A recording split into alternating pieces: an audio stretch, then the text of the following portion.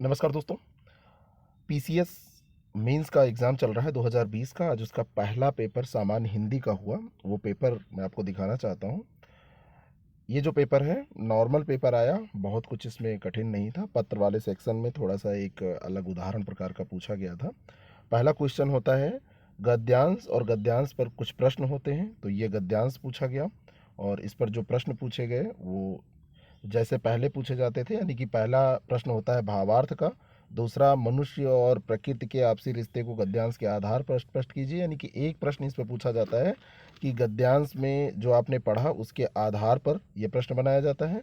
और एक प्रश्न है कि उपयुक्त गद्यांश की रेखांकित पंक्तियों की व्याख्या कीजिए। ठीक है। और तो ये तीन प्रश्न पूछे गए, सामान्य सा ये प्रश्न था। फिर एक गद्यांश और दिया गया, और उस गद्यांश में उचित शीर्षक पूछा गया, और उसी पे एक प्रश्न पूछा गया कि गद्यांश के आधार पर भाषा की भूमिका पर प्रकाश डालिए। और तीसरा एक इसमें पूछा गया संक्षेपण कीजिए। तो ये दो प्रश्न पैराग्राफ पर पूछे गए, गद्यांश देकर पूछे गए। उसके बाद में तीसरा प्रश्न था ये ड्राफ्टिंग का लेटर वाला पोर्शन। ये 20 नंबर का इसमें पूछा जाता है, 10-10 नंबर के दो प्रश्न। इसमें पूछा गया कि कार्यालय आदेश किसे कहते हैं, और शिक्षा विभाग उत्तर प्रदेश की ओर से जारी विशेष छात्रवृत्ति योजना संबंधी कार्यालय आदेश का प्रारूप तैयार कीजिए। यानी कि यहाँ पर आपसे कार्यालय आदेश और उसका उदाहरण पूछा जा रहा है। और इसी में एक दूसरा प्रश्न पूछा गया कि मुखिया की ओर से पंचायत में कोविड-19 से हो रही मृत्यु संबंधी एक सरकारी पत्र जिलाधिकारी को लिखिए।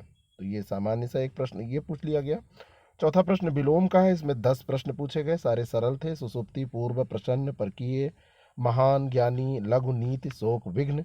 और पांचवा प्रश्न है उपसर्गों को निर्देश कीजिए, यानी कि इसके उपसर्ग आपको जो जो इसमें प्रयुक्त हुए हैं उनको लिखना था।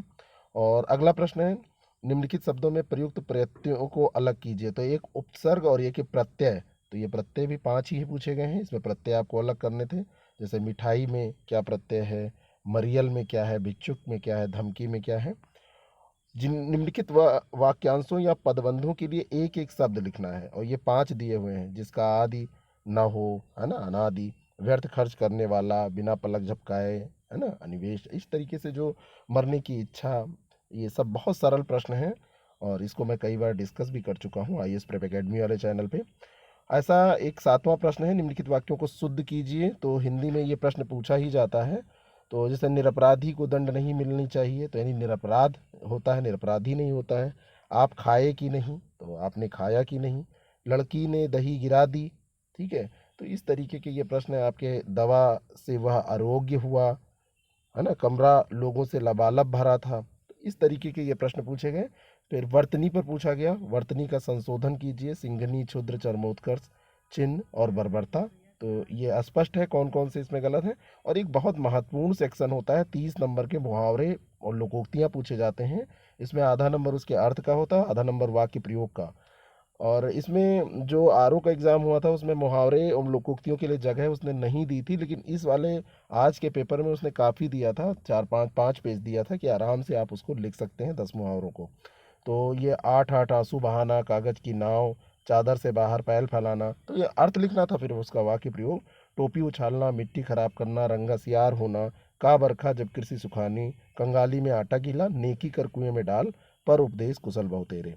इसमें करना सब होता है। पहले क्या होता था, पहले 3-4 साल पहले जब पेपर आता था, और पहले की बात है, तब उसमें क्या होता था कि आपको 12-15 दिए जाते थे, उसमें 10 करने होते थे। पहले 15, बाद में 12 देने लगे थे। अब 10 में 10 पूरे करने होते हैं। तो इस तरीके से ये पूरा है। और आपको ये पेपर हल के तौर पर भी मैं करवा दूंगा, लेकिन फिलहाल आप इसको देखते रहिए। Thank you very much. नए हैं तो आप चैनल को सब्सक्राइब कर सकते हैं, और लाइक करें अगर आपको ये पसंद आता है, और दोस्तों तो शेयर कर दीजिए जिससे सबके पास ये पेपर पहुंच जाए।